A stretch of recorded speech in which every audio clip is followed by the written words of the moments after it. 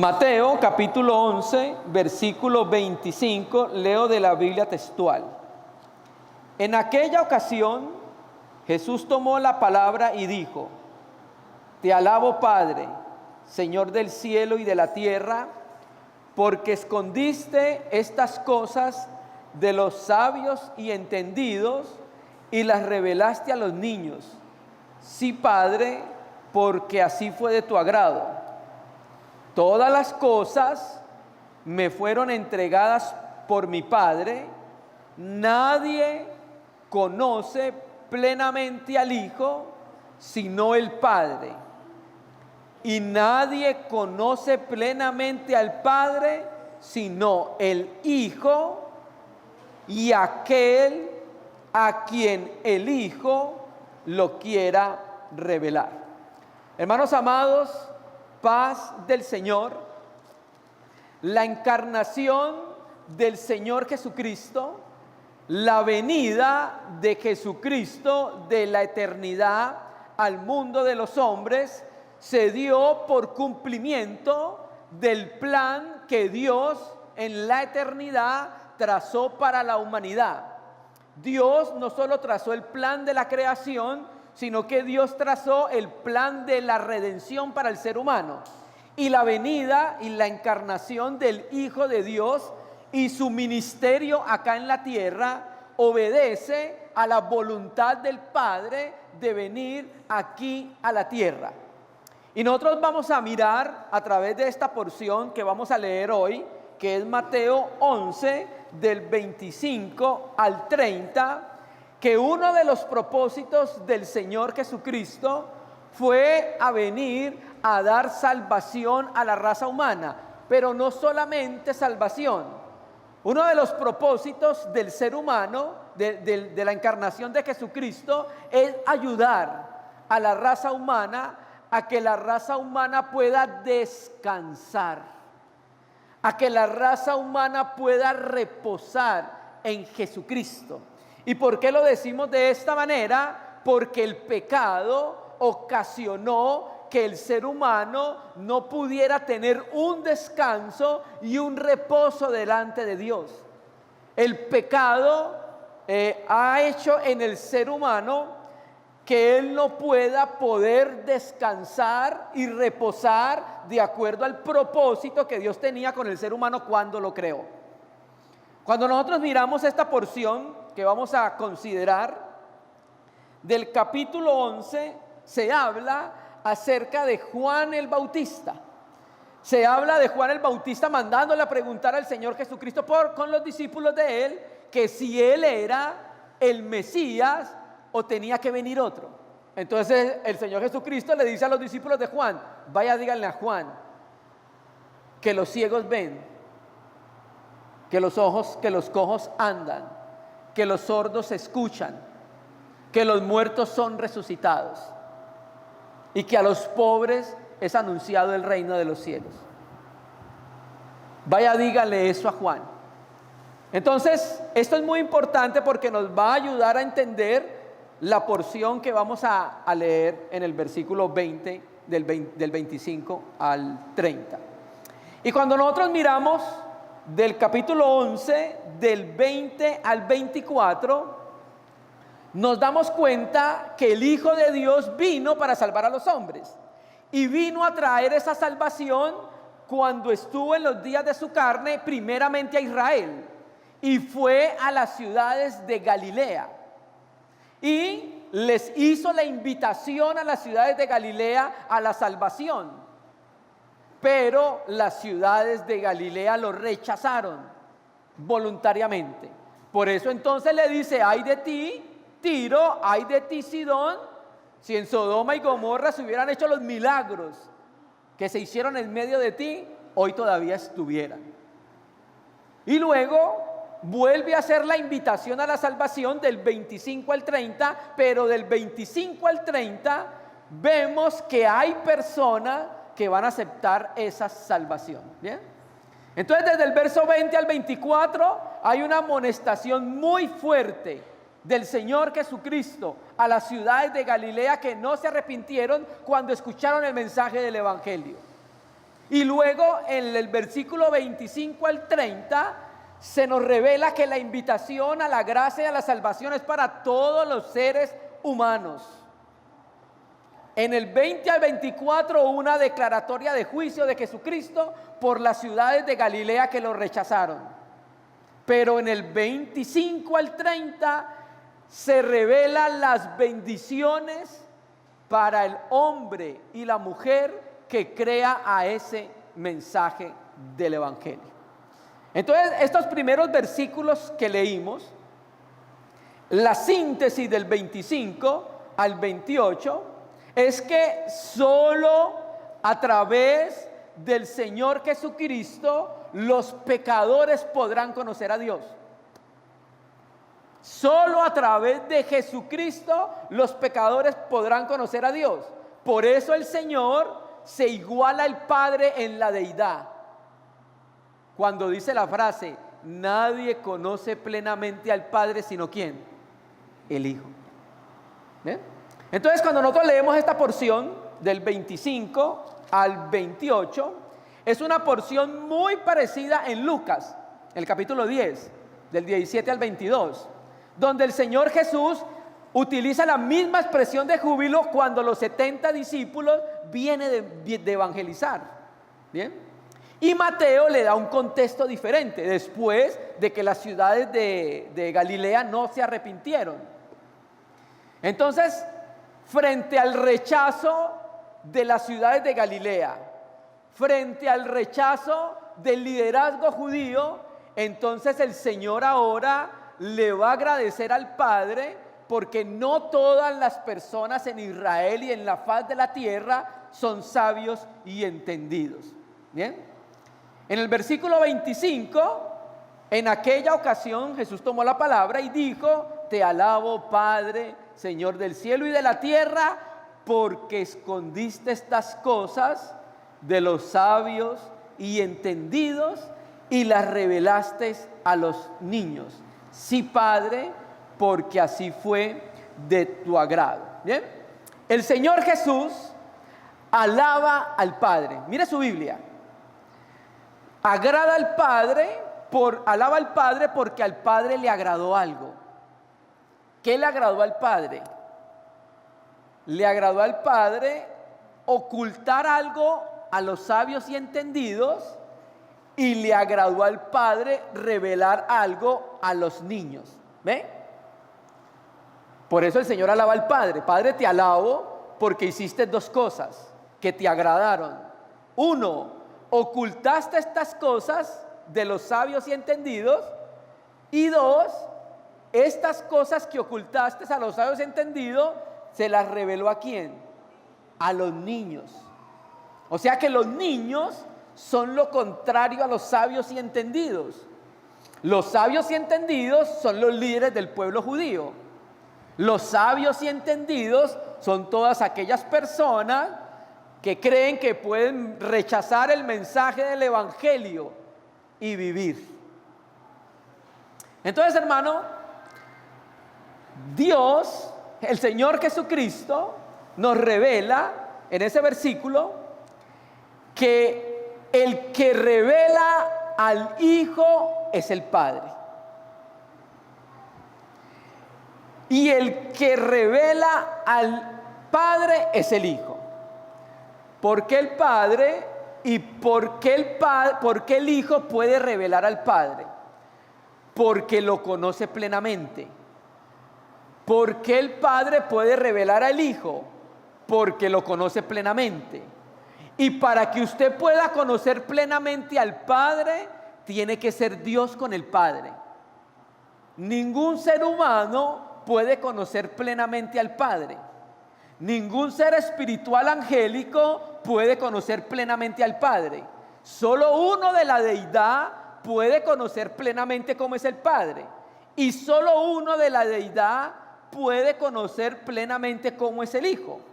Entonces, el ser divino, la Trinidad, la deidad, en el ser divino sucede de la siguiente manera. El Padre revela al Hijo. ¿Por qué lo sabemos? Recuerda cuando Pedro tuvo la revelación de que Jesús era el Cristo, el Hijo del Dios viviente. ¿qué le dijo Jesús a Pedro? Pedro, eso que sabes de mí, que yo soy el Mesías, el Cristo, el Hijo del Dios viviente, no te lo reveló ni carne ni sangre, sino ¿quién? Entonces, ¿qué hizo el Padre por el Espíritu? Le reveló a Pedro quién era el Hijo. ¿Bien? Entonces, así sucede en la deidad. El Padre le muestra a los hombres, le revela a los hombres quién es el Hijo. ¿Bien? El Hijo revela cómo es el Padre. Porque lo dijo así: el que me ha visto a mí, ¿ha visto a quién? Al Padre en imagen. Entonces el Padre revela al Hijo, luego cuando nosotros conocemos al Hijo, el Hijo entonces nos revela cómo es el Padre. ¿Bien? Y el Espíritu nos revela a quién? Al Hijo. ¿Por qué? Porque el Espíritu conoce plenamente al Hijo. Porque está escrito en Juan 14, 15, 16, que cuando venga el Espíritu Santo, Él iba a dar testimonio ¿de quién? De mí. Entonces el Espíritu revela al Hijo. El Hijo revela al Padre. El Padre revela al Hijo. Así funciona en el ser divino. No hay egoísmo. Hay amor. Hay preferencia. Y hay compañerismo. ¿Bien? Ahora, ¿por qué necesitamos la revelación del Hijo? Pues para lo que vamos a leer. Por eso el Señor Jesús se presentó como aquel que revela al Padre y el Padre revelando al Hijo. ¿Por qué necesitamos esta revelación, hermano? Hermano, necesitamos esta revelación porque sin esa revelación ningún ser humano puede ser salvo. Necesitamos esa revelación porque sin la revelación que da el Padre acerca del Hijo, ningún ser humano se salvaría. ¿Estamos de acuerdo? Amén. Y dos, para que usted pueda crecer y avanzar en la vida cristiana, necesita una revelación más profunda de Jesucristo. ¿Estamos de acuerdo? Claro. Nosotros tenemos una primer revelación de Cristo a nuestra vida, como el Señor que murió por nuestros pecados y nos salvó. Pero ahora necesitamos tener una segunda y mayor revelación, y es Jesucristo desde el trono. Entonces, hermano, para conocer a Jesucristo y ser salvo, usted necesita una revelación del cielo, revelación dada por el Padre en el corazón de la raza humana. Pero para usted tener una vida entregada al Señor Jesucristo, necesita verlo en el trono. ¿Bien? Y luego viene el versículo 28. Vamos a ver por qué es necesario la revelación del Hijo de Dios. Versículo 28. Vamos a mirar ahí en Mateo 11, versículo 28. Vuelvo a Reina y Valera. Dice, vamos a ver acá en Mateo 11, del 28 al 30, vamos a ver 3 mandamientos que da el Señor Jesucristo, invitando a los hombres a la salvación e invitando a los creyentes a que puedan servir en los negocios de Dios acá en la tierra. Hermano, ¿y por qué habla de los negocios de Dios? Porque así lo enseñó el Señor Jesús. En los negocios de mi Padre me era necesario estar. ¿Bien? Y los 3 mandamientos del Señor, que son imperativos de gracia, son: venid, tomar y aprender. En ese proceso, el Señor tiene un llamamiento para nosotros: venir, tomar y aprender. Versículo 28. Venid a mí todos los que estáis trabajados y cargados, y yo os haré descansar. Vamos a considerar que hay 2 descansos o reposos de los cuales habla Jesucristo acá.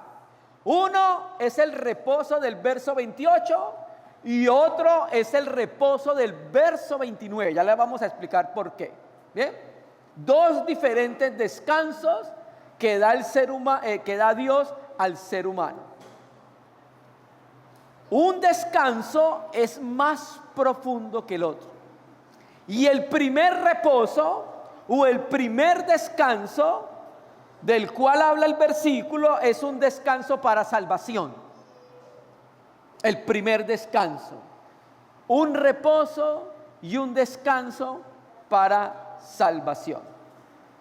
Entonces, el Hijo, que es el que tiene el conocimiento del Padre, hace una invitación primeramente a los israelitas que estaban agobiados, que estaban cansados, que estaban exhaustos. Les hace primeramente una invitación a que vengan a Él para ser salvos. Primeramente. Ahora, esa invitación es atemporal, porque usted cree que el Señor Jesucristo sigue invitando hoy personas a la salvación. Por supuesto, sigue haciéndolo, sigue llamando al hombre que está agobiado, que está cansado con sus pecados, que está sufriendo, venga a mí. Sigue, ese llamado sigue estando todavía vigente. Bien, entonces mira cómo comienza: venid, imperativo, venid a mí. Francisco Locuela traduce así: venid hasta mí. Bien. Los fariseos le decían al pueblo israelita: hagan, porque ellos les enfatizaban en las obras orales de la ley y trataban de obligar a los israelitas a que cumplieran todas las demandas y las tradiciones de los ancianos. Pero la invitación de Cristo es diferente.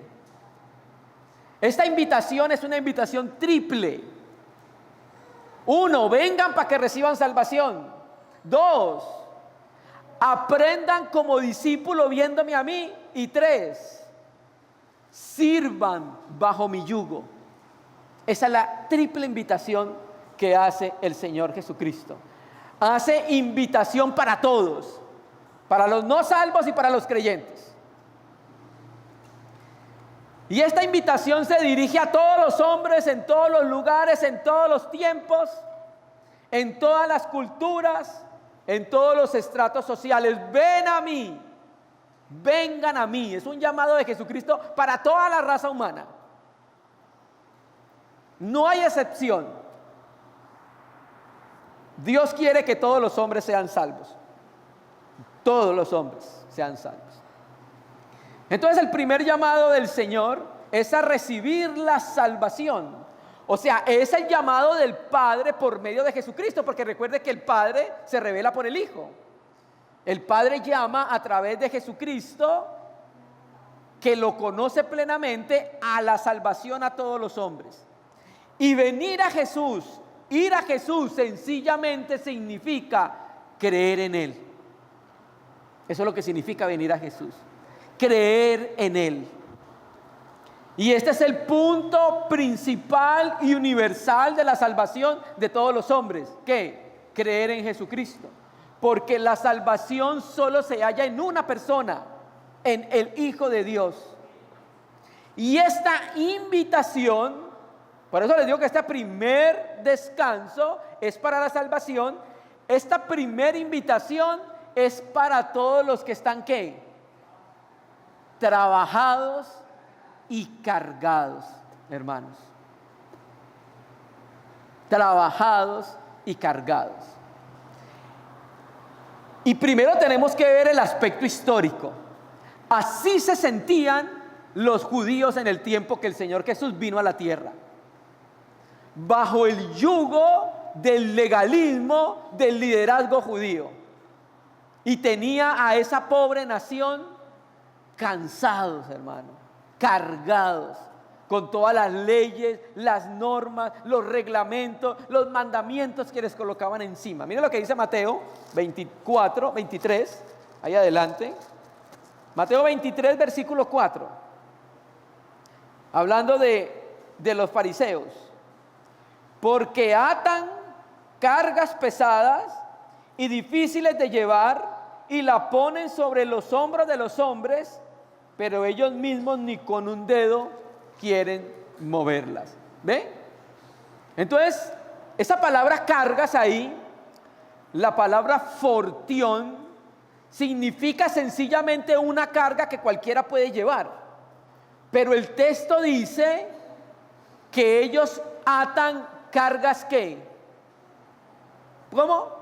Pesadas. La palabra barús significa algo que es pesado y gravoso. Cada uno lleva una carga que puede llevar, pero ellos lo que hacían con todo lo que les imponían era que la carga que ellos llevaran se volviera pesada, demasiado cargosa. Entonces la invitación de Jesucristo primeramente es a todos los que están trabajados y cargados. Mire, el llamamiento no es a los sabios y entendidos. ¿No es que los sabios y entendidos los rechazaron? Entonces ahora llama ¿a quiénes? A los que están trabajando y a los que han sido cargados. Esa palabra trabajáis ahí es la palabra griega kopiao. Significa trabajar hasta el agotamiento. ¿Bien? Y la palabra donde dice cargados es la palabra fortizo, que expresa estar bajo una carga muy pesada. Entonces mire lo que estaba pasando. ¿A quiénes busca Dios? Dios quiere la salvación de todos los hombres, ¿bien? Pero unos los rechazan, entonces hace la invitación a otros. Capernaum lo rechazó, entonces hace la invitación a los niños, a los que reciben el evangelio como un niño. Entonces, aquí dice que estaban trabajados, aunque literalmente significa que trabajaban arduamente. Ahora, ¿para qué trabajaban arduamente los israelitas en el tiempo de Jesucristo? ¿Para qué trabajaban arduamente? ¿Bien? Trabajaban arduamente porque el liderazgo les enseñaban que a través de ciertas reglas, mandamientos, ordenanzas, ustedes podían ser salvos y podían justificarse. Entonces ellos constantemente hacían, porque creían que se podían salvar, pero ya estaban cansados de trabajar en eso. ¿Por qué estaban trabajados? Por la condición pecadora, hermano. El pecado cansa nuestro corazón, hermanos. El pecado agobia el corazón del ser humano. El ser humano no fue creado para el pecado, el ser humano fue creado para la vida. Pero como el ser humano pecó, ahora tiene que vivir con eso, y eso lo agobia y eso lo cansa. Y el ser humano sufre. ¿Bien? Y también estaban cargados. Este verbo está en pasivo, quiere decir que alguien los cargó. Y volvemos a lo mismo, los cargaron el liderazgo judío con todas sus cargas legalistas. ¿Bien? Entonces ellos le enseñaban a los hombres que con los propios esfuerzos podían justificarse delante de Dios. Entonces el pueblo estaba cansado y el pueblo estaba con una carga espiritual terrible en ese tiempo, hermanos. Ahora, esto hay que entenderlo primero desde el contexto histórico. Ahora pasémoslo por el túnel del tiempo. ¿Cómo lo entendemos en nuestro tiempo? Lo mismo, una persona cargada y trabajada, uno, es una persona que está así por su propia condición pecaminosa. Pero hermanos, también tenemos que decirlo. Hay ciertos hermanos y ciertos movimientos cristianos legalistas que le enseñan a usted que usted puede ganar el favor de Dios si hace eso, si hace esto o si hace lo otro, hermanos. No tienen, están cargados con una vida religiosa y no tienen una vida de libertad para acercarse a Jesucristo. Entonces, hermano, pasándolo por el túnel del tiempo, podemos hablar entonces que los cargados y trabajados son todas aquellas personas que están cargados y cansados con su propia condición pecaminosa. En todos los tiempos. Pero también nosotros tenemos cristianos cargados y trabajados. Lastimosamente. Hay cristianos que están cargados y trabajados por la ansiedad. ¿No lo ha visto? Por la angustia, por la desesperación. Hay algunos que están cargados legítimamente por situaciones de salud. Hay algunos que están cargados por situaciones de su familia. Hay algunos que están cargados por tentaciones. Entonces, para todo el que esté cargado y trabajado es la invitación. Y cuando el Señor hace esa invitación, venid a mí todos los que estén cargados y trabajados, el Señor va a hacer algo para ese corazón que está cargado y trabajado. ¿Sabe qué va a hacer? Mire la Biblia. Yo, nadie más, no lo busque en otro lado. Yo y solo yo os daré descansar, hermanos. No es una religión, no es un movimiento, no son unas normas, es una persona divino-humana que lo va a ayudar, que nos va a ayudar. ¿Y sabe para quién es la promesa? Para los que acuden a Él, para ellos. Entonces, hermano, Dios quiere reposar al alma cansada y agobiada por el pecado. Esa palabra descansar ahí, en Mateo 12 y en Lucas 11, se traduce como reposo.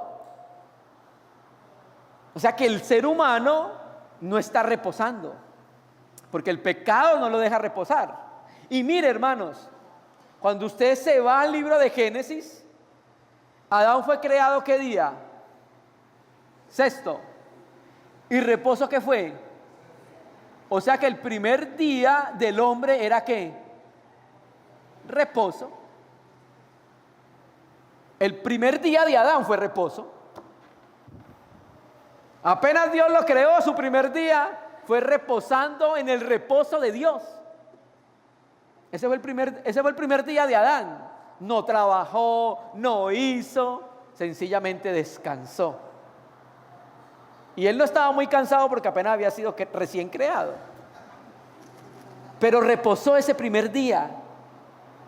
Reposó en el reposo de Dios. Disfrutó ese reposo de Dios. Y cuando el hombre peca, pierde el reposo. Entonces, claro, el Hijo de Dios viene para hacer descansar el corazón del ser humano agobiado, trabajado y cargado por el pecado, hermano. Entonces, este primer reposo se dirige a todos los cargados y trabajados para darles reposo de salvación. Y mire, hermano, no hay una conciencia que repose más como la conciencia del cristiano al saber que sus pecados fueron perdonados. Al saber que ya no hay condenación para el que está en Cristo Jesús. Al saber que la paga del pecado fue cancelada por Jesús Cristo en la cruz. Hermano, nuestra conciencia reposa. Ya usted no se levanta angustiado, uy, me voy para el infierno al otro día. Usted se levanta, hermano, Señor, descanso y reposo en ti, porque me has salvado, Señor. Tenemos una base sobre la cual reposar. ¿Bien? Y versículo 29 va a hablar del otro reposo, otro descanso. Aquí al primero le dice, vengan a mí porque ustedes están cargados y trabajados. ¿Bien? Ahora en este es algo un poco más profundo, hermanos, porque este segundo descanso es un descanso ya no de la salvación. Este segundo descanso es un descanso en nuestro interior que proviene de habernos unido a Cristo, de experimentarle. Este reposo viene de nuestra unión con Cristo por la fe. Y aquí efectivamente hay una sinergia, un trabajo conjunto, Ya le voy a explicar por qué. Dice, llevad, otra vez en imperativo, primero venid, ahora llevad. Aquí sí hay que hacer algo, responsabilidad cristiana. Llevad que mi yugo sobre vosotros y aprended de mí, que soy manso, humilde de corazón, y hallaréis descanso para vuestras almas. Bien, bien. Primero, ¿qué era el yugo? El yugo era un instrumento de madera que se le colocaba generalmente a los bueyes para arar la tierra. Bien, los enyugaban. Y ese yugo servía para repartir la carga de los que la llevaban. En este caso sería de los dos bueyes. Bien, entonces el Señor nos enseña que venir a Él es el primer paso. Pero ahora pasamos a algo un poco más profundo con Él. Y es que llevad mi yugo sobre vosotros. Entonces, cuando el yugo se le colocaba a los bueyes, ellos los dos podían llevar la carga, ¿bien? Uno no llevaba más carga que otro, sino que la carga era equilibrada para los dos. Uno y el otro ayudaban a cargar, uno y el otro ayudaban ¿a qué? A trabajar, a arar la tierra. ¿Bien? Y tomar el yugo en el tiempo de Jesucristo, en el contexto histórico de Jesucristo, o en el contexto histórico de los fariseos, significaba que un discípulo iba a seguir las enseñanzas de su maestro. En este caso, digamos, un discípulo iba a seguir las enseñanzas de los fariseos, las tradiciones orales, los mandamientos de los ancianos. ¿Bien? Ahora, llevar el yugo de Cristo, mire, la figura del yugo, ¿sabe qué significa? Unirse a Él. Eso es lo que significa la figura del yugo. Porque el yugo une los dos animales. Y el yugo, el que nos dice el Señor que Él lleva, nos une con Jesucristo. Ahora, viene la pregunta, hermano, ¿cuál es el yugo del Señor? Porque mire que ahí dice, llevad mi yugo. O sea que Jesucristo lleva un yugo.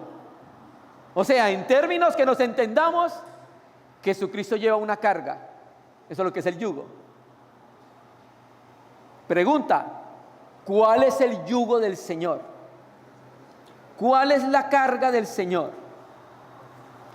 Hermano, el yugo del Señor, la carga que llevó el Señor, es sencillo. Hacer la voluntad del Padre. Ese fue su yugo. Esa fue su carga. Hacer la voluntad del Padre. Y el Señor, cuando vino a la tierra, se ocupó siempre en hacer lo que al Padre le agradaba. Esa era su carga, ese era su yugo. El Hijo de Dios vino de la eternidad a la tierra para someterse plenamente a la voluntad del Padre. Ahora nos pide a nosotros algo. Mire su Biblia. Llevad mi yugo. Es como si le estuviera diciendo a nosotros: ahora vamos a uncirnos los dos al mismo yugo, para que usted conmigo llevemos el mismo yugo. Porque el yugo de los fariseos y el yugo del pecado es muy pesado. En cambio, el yugo que él llevaba no representaba ninguna carga forzosa para él. El yugo para él era una delicia porque era la voluntad de su Padre, hermanos. Entonces ahora el Señor nos pide que seamos uncidos con su mismo yugo. O sea que quiere decir que ahora nosotros vamos a llevar la carga con el Señor Jesús de hacer la voluntad del Padre, hermanos. Entonces nuestro llamamiento es hacer la voluntad de Dios.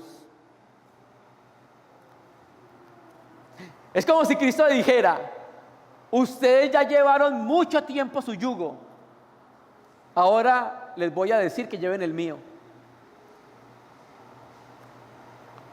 Y cuando uno lleva ese yugo, ahí dice el texto, recuerda, venid, tomad, y el tercero, en imperativo, aprended. Aprended.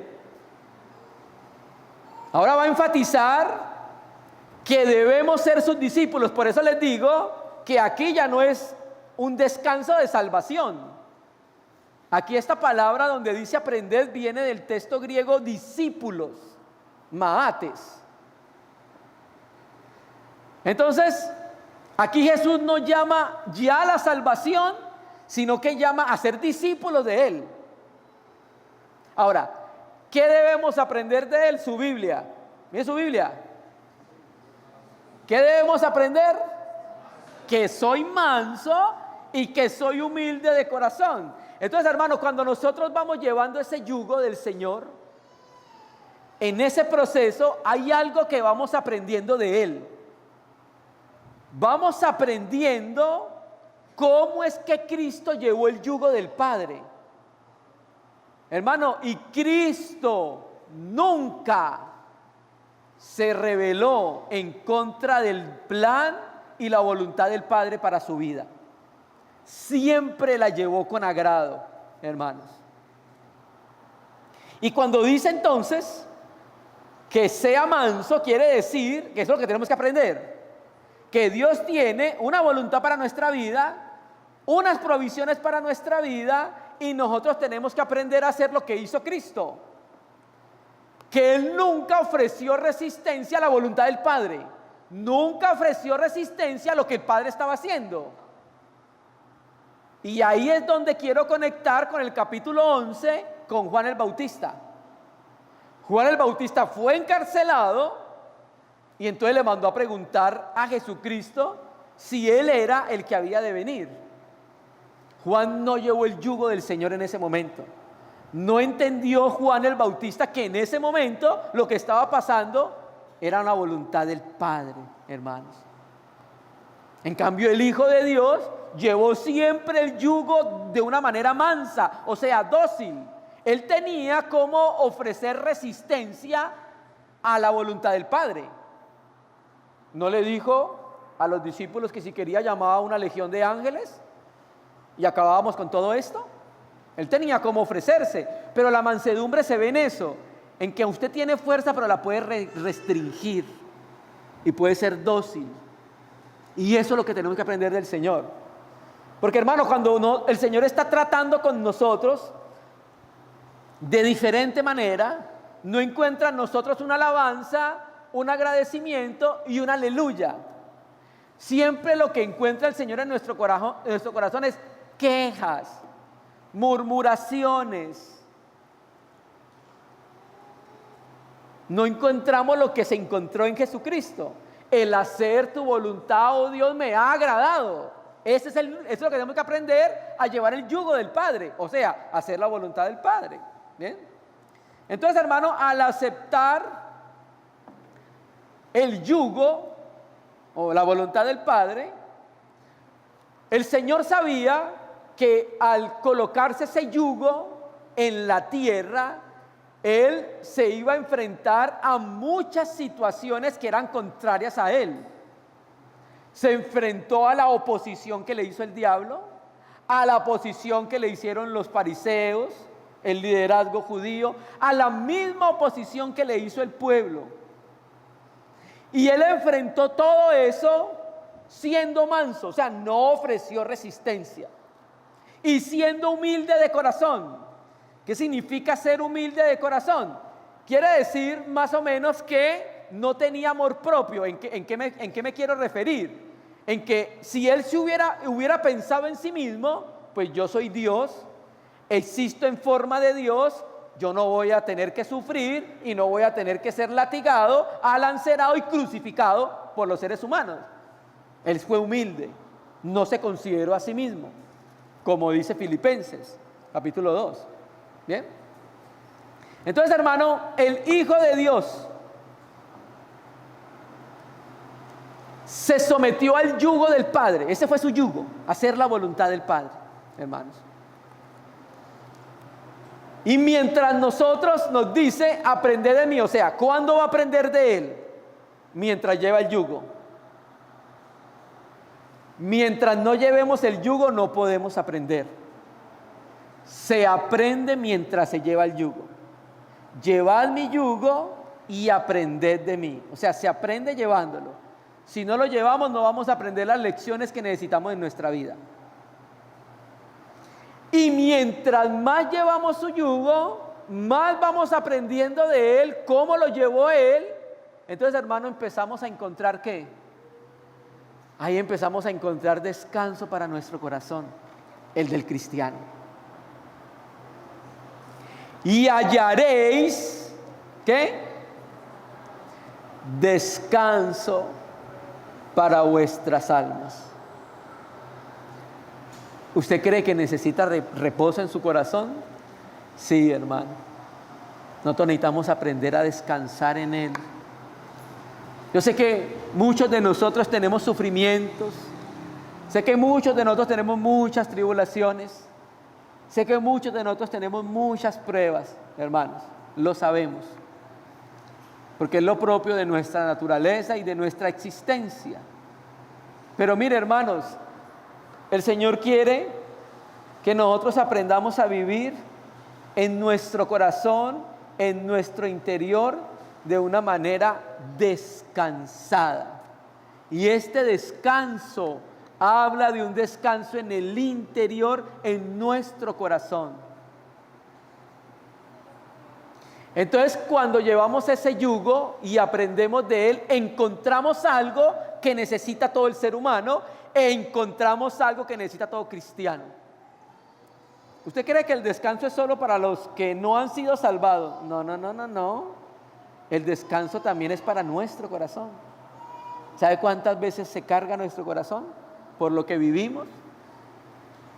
¿Sabe cuánto se agobia nuestro corazón por las cosas que pasan en nuestro entorno? Entonces el Señor nos muestra que viéndolo a Él y aprendiendo de Él, podemos incluso en ese momento poder tener un reposo en el interior, hermano. Poder descansar en nuestro corazón. Entonces, cuando llegamos a su yugo, encontramos esa paz. Paz con Dios y la paz de Dios en nuestro corazón. ¿Sabe por qué no descansamos muchas veces?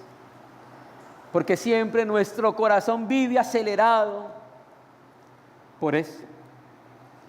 Porque de verdad necesitamos venir a Él y tomar el yugo de Él. ¿Usted recuerda cuando la paloma sale del arca de Noé? ¿Sabe por qué volvió? Porque no tenía dónde reposar los pies. No encontró reposo en ningún lado. ¿Más que en dónde? En el arca. Y solo en el Hijo de Dios, en el trono, podemos encontrar paz, tranquilidad y sosiego. Solo en Él. No en nadie más, hermanos. Terminemos 30. ¿Por qué encontraremos descanso en Él, llevando el yugo de Él? Por lo que dice el 30. ¿Por qué? La explicación: mi yugo es fácil y ligera mi carga. Recuerde que el yugo es un instrumento que reparte la carga entre dos. Ahora, si la carga es muy pesada, de todas maneras lastima a los que llevan el yugo. Hermano, pero con Cristo es lo contrario. Con Cristo la carga que nosotros tenemos se hace liviana porque Él nos carga con su carga y su carga es liviana, no es pesada. Nos pone su carga y para nosotros no puede ser gravoso su carga. Sus mandamientos no son gravosos. Al que le parezca gravoso los mandamientos del Señor, creo que debe reconsiderar su vivir cristiano. No son gravosos, no son cargosos. Entonces, La carga que Cristo coloca en nosotros no es como la de los fariseos y no es como la del pecado. No es como la de la religión y no es como la de la legalidad. La carga que coloca Jesucristo es liviana, ligera. Hermano, cuando usted tiene esta experiencia, usted camina como levitando. Porque no hay peso en su corazón de amargura, de rencor, de odio, de culpa, no hay nada, hermano. Su corazón está libre, porque aprendemos a descansar en Él. Todas las cosas. Porque mi yugo es fácil, o sea, su yugo, su carga es fácil. Esta palabra fácil en el griego significa adecuada para su uso.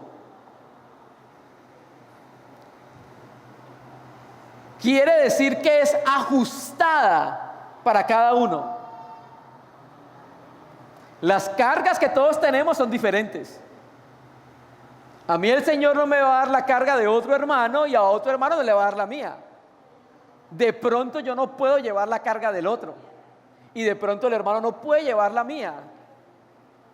Si me coloca su carga a mí solamente, nos toteamos. Entonces por eso la carga que cada uno lleva es adecuada para cada uno. Señor, pero ¿por qué al hermano tales y por qué a mí? Porque lo que cada uno lleva es lo que cada uno puede soportar, ni más ni menos. Si le echa un poquito más se quiebra, y si le echa un poquito menos lo tenemos volviéndose discípulo de TikTok. Entonces más bien lo dejamos ahí con esa carga para que esté ahí. ¿Bien? Entonces, hermano, esta carga fácil significa bien adaptada. Ahora, ¿sabe por qué el yugo también es fácil? Porque la manera en que Él llevó su yugo y Él llevó su carga, esa manera nos ayuda a nosotros a llevar esa carga. Y Él la llevó en amor. Y el amor puede con cualquier carga, hermanos. Y el yugo que Él nos ayuda a llevar es fácil porque hay unos soportes que ayudan a llevar esa carga. La fe, el amor y la esperanza. Las virtudes de la fe cristiana. Entonces, hermano, esa carga no solo es fácil, sino que es ligera. O sea, liviana. El amor hace ligera todas nuestras cargas, hermano. Entonces, hermano, hay dos reposos. Reposo para salvar al hombre que está cargado y trabajado por el pecado, cargado y trabajado por la religión. Pero también hay un segundo reposo para nuestro corazón. Un reposo en nuestro interior. Un reposo en el cual nosotros, a pesar de que nuestro entorno esté temblando, a pesar de que en nuestro entorno hayan tornados, hayan tsunamis, hayan meteoritos, a pesar de lo que haya en nuestro entorno, el Señor en medio de eso nos enseña a poder vivir reposadamente. Y el llamamiento entonces es a reposar en el reposo de Dios. ¿Queremos reposar en ese reposo? Padre, enséñanos a ir a ti, Señor. Queremos ir a ti para poder llevar en descanso nuestras cargas, Señor. Perdónanos, porque ciertamente hemos querido llevar estas cargas fuera de ti, Señor. Así que venimos a ti para que nos ayudes, Señor. Enséñanos cómo hacerlo. Queremos descansar nuestro corazón cansado, Señor. Queremos descansar nuestro corazón agobiado, Señor. Queremos descansar nuestro corazón incrédulo y turbado, Señor. Queremos descansar, Señor, en ti, Jesucristo. Tú eres el descanso para nuestro corazón, Señor. Y a ti venimos, Señor, entendiendo lo que enseñas en tu palabra, para que nos enseñes a vivir reposadamente, Señor. Tú eres el descanso para nuestro corazón, Señor. Damos gracias, Señor. Ayúdanos a vivir en ese descanso, Señor. En el nombre de Jesús.